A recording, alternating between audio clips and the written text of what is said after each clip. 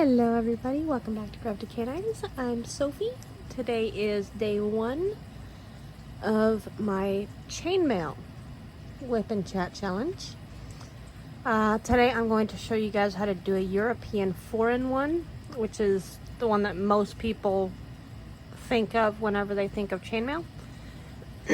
So as you can tell, I am a diamond painter, and so I'm using diamond painting trays because this table is at a tilt, and underneath here is my current diamond painting that I'm working on.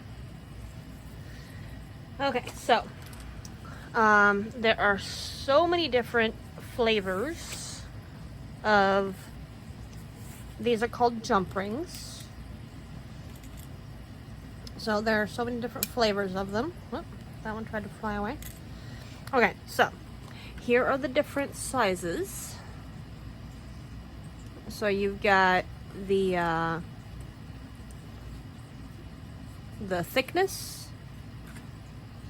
and then you have the it's not the circumference, the diameter. The diameter. So if I pick up one of these, right here,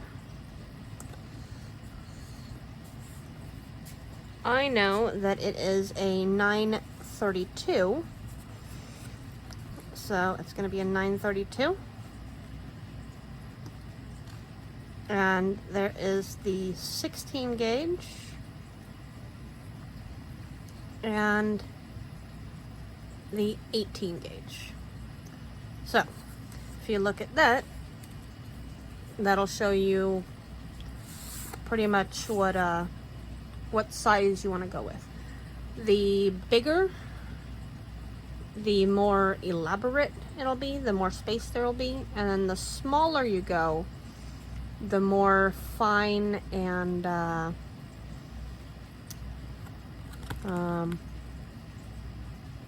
no spaces, so there won't be as many spaces. So the higher the gauge, the thinner the jump ring. Does that make sense? I think it makes sense. Okay, so I get all of mine from Chainmail Joe. So, and then here is the different types of jump rings that you should use with the different types of mail. Yeah, let's go with mail. So like the European 4-in-1, which we're going to do today, is between 4 and 6. So if you look really close here, there's a 6, and really close here there is a 4. So, and then this is in this one. So you guys will see what it looks like. I've also got it in red. Oh yeah, these are anodized aluminum. So they're not as strong as the steel ones that I was scale mailing with. I mean, I was using some of these aluminum ones, but yeah. Okay, so we've got our pliers, which are bent nose, just because it's easier that way. So this one with the thinner head, yeah, let's go with head. The thinner tips is the one that I normally hold in my right hand, and the one with the thicker tips is the one that I normally hold in my left hand, just because, you know, it's easier that way. Now, neither one of these sets of pliers has teeth. Let me see how it's smooth. And this one is also smooth. That's to make sure that you don't hurt the coating or the rings whenever you open and close them. Excuse me. Okay, so I have some of these pre-opened. I'm using 2 different colors, that way it's easier to see what I'm doing. Okay, so to close it, I always grab it all the way through. See that? And then all the way through that way. And then you'll just close it. Now, did you guys hear that click? So that's what you're going for. You're going for that click whenever you're closing it. And then you want to make sure that there's no space between here. Yeah. Okay, so a European 4-in-1 is going to be 4 rings inside of 1 ring. So I'm going to go ahead and close 4 of these real quick. Now, whenever you get them, they're going to be partially open. You see that? Now, the reason for that is whenever they make them, they are coiled, or they cut them off a coil. So if you look there, if it'll focus, they just cut it in order to make the jump rings. Now, since these two are stuck together, there's 2 ways to get them apart. You can either open it, or like that, just line them up, and they will come undone. And that one ran away. Yeah, I can't find it. That's okay. Okay, so we're gonna go ahead and close some of these black ones. You hear that?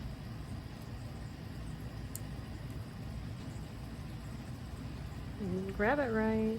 There you go. So yeah, you're just gonna open it a little bit and move it back and forth until you have a flush surface. So there's no opening there. Alright, just gonna be 1.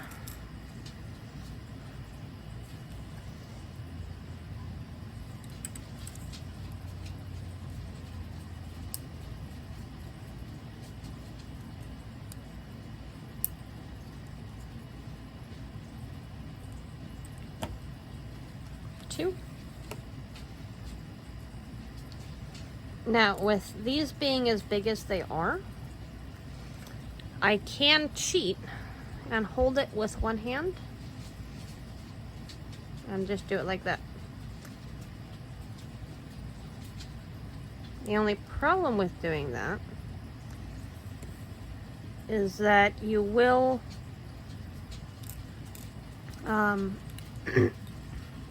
hurt yourself, but not really hurt yourself. You can also, if you don't have pliers, just manipulate them like that, and then it's closed. Okay, so we've got 4 of those. So we'll pick up one of the opened ones, which is the silver. We're just gonna put these on here real quick. And then after we have that on there, then we close this.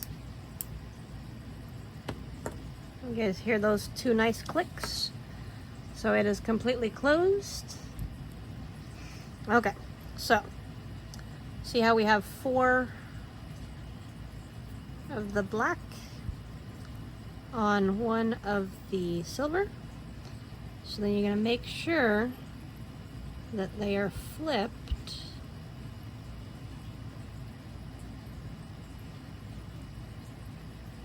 it's hard to do in my hand. Okay, there we go.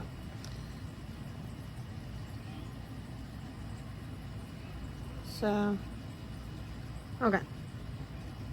You've got the top, which is the big part, and the bottom, which is the little part of the silver ring. Now the black ones are going to be the opposite. So you've got the top and you got the bottom. So I don't exactly know how to explain that in an easy way. But yeah, so that is a single chainmail. Now, to add to this, just gonna be a pain in the butt because my table is at an angle. I'm going to close 2 more of the black.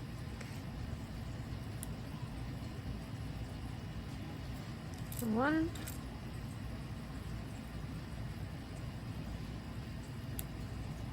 Two.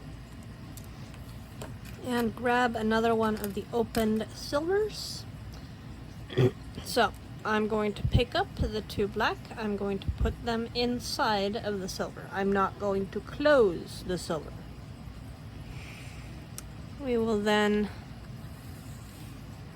take this, make sure that it is oriented correctly. You see how this one is not following nicely?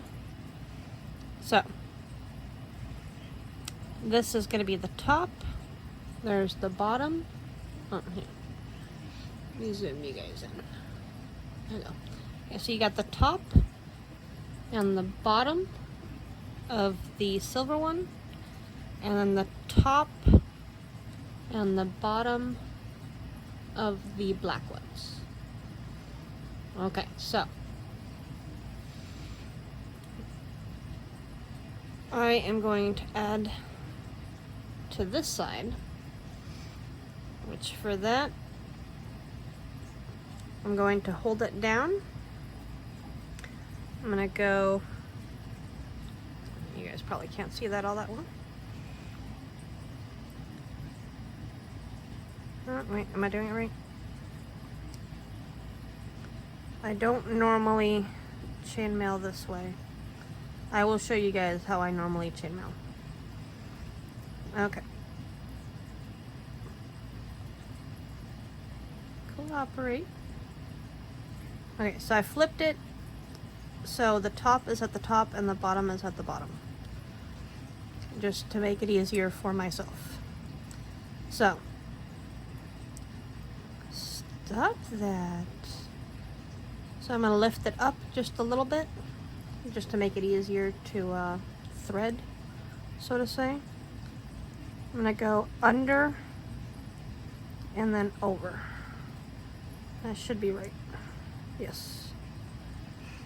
Now, I will close this one because it now has 4 rings in it. Now, if I grab it correctly, it will actually close.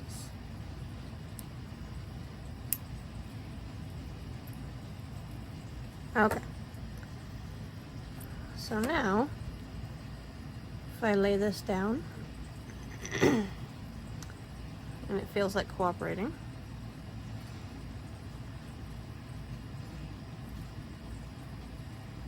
Like that. Oh, I might have done it wrong. Yeah, I did it wrong. I'm sorry. I'm no good at doing it this way. Let me show you how I do it my little crafty way. So, I'm on my crafting table, which means that it's magnetic. Well, it's metal.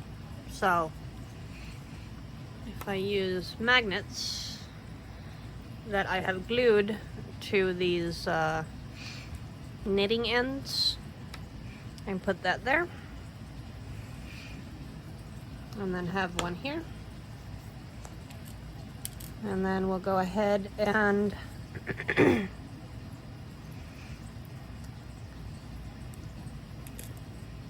you know, I'm just going to make this easier on ourselves. We're just going to use the leftover ones.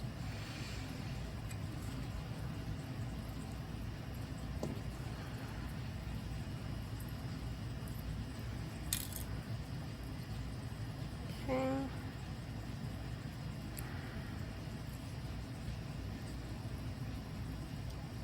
And then,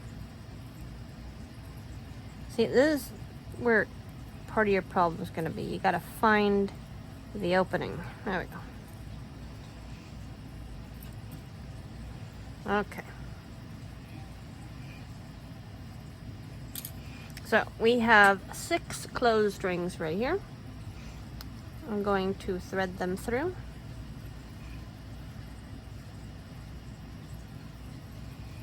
Maybe. We gotta cooperate here. You know, we're just gonna make it easier on ourselves. We're gonna just do 3. So, I will thread those three through. Wow, that's a tongue twister right there. And then I will put this one on. There we go. Now, depending on how big I'm working, do that. Put this one over here. I can stretch this out about this far. Now, on another set of my knitting needle cables, they're shorter, so I have more space to work with. Now, so I've got these 2 right here, or at least 3 right here, so you guys can see that. So then what I'll do is I will grab this, I'll squish it, I'll flatten it, and then I'll go through the first 2.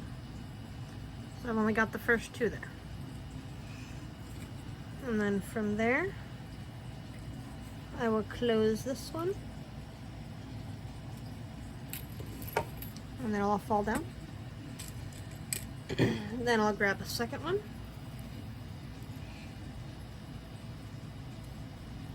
And on the second one, you've got to look to see which way it's facing. So you see how it's facing that way? So this way, this is going to be the top one, which means that this way, the next one, okay, let me flip it around. If I do it this way, stop it, cooperate, then this one here is going to be the top one, where if I do it this way, then this one here will be the top one. I prefer to work with the top one being to my right, because it just makes threading this so much easier. So I'm going to go through this one that we've already gone through. Then I'm going to go through the last one, and then I'm going to close this up.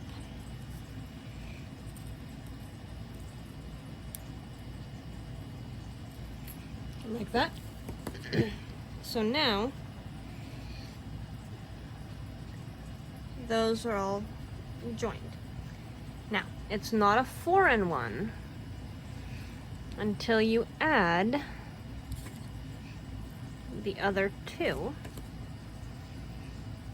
So, if you look at this, you see how it's hanging there? So you would go through these 2, and you can close that.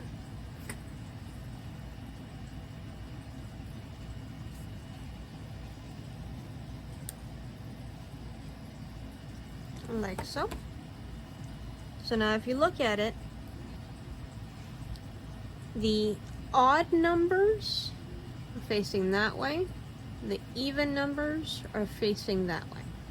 Does that make sense? So the top one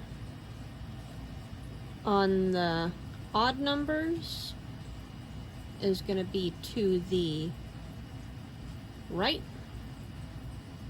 The top one on the even number is going to be to your left. So very bottom, middle, top. Bottom, top. This one doesn't have anything just yet because it doesn't have a friend yet. So we will open this up. Now, since it's an odd number, it would go on top.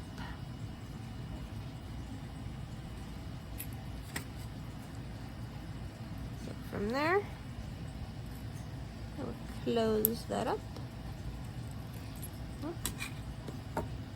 So now if I let that one go, it's gonna hang to the top.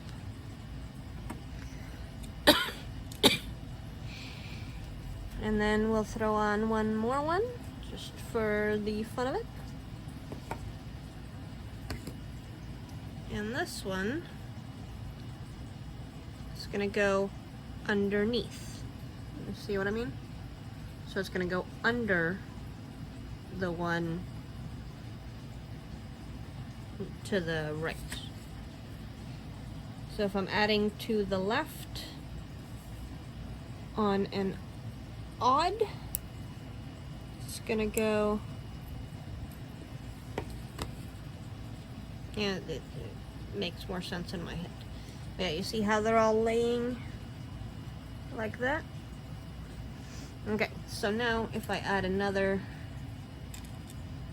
set, this one is gonna be an even, so the top is gonna be to the left, the bottom is gonna be to the right. I always start on the bottom, so I'll loop those two.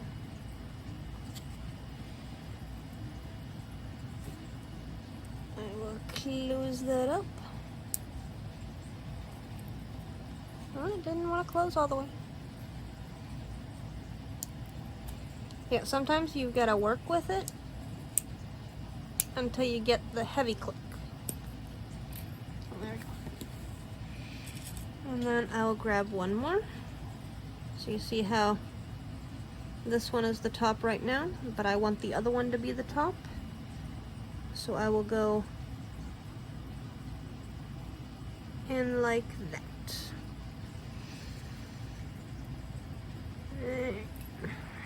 And then we will close it up.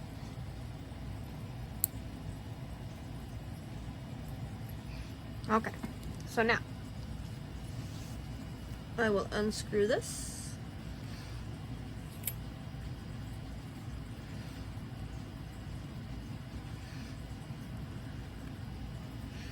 Put that down there. Now, if I take this off and I put it down on the table, it will lay just the way I want it after a little bit of coaching. So, sorry.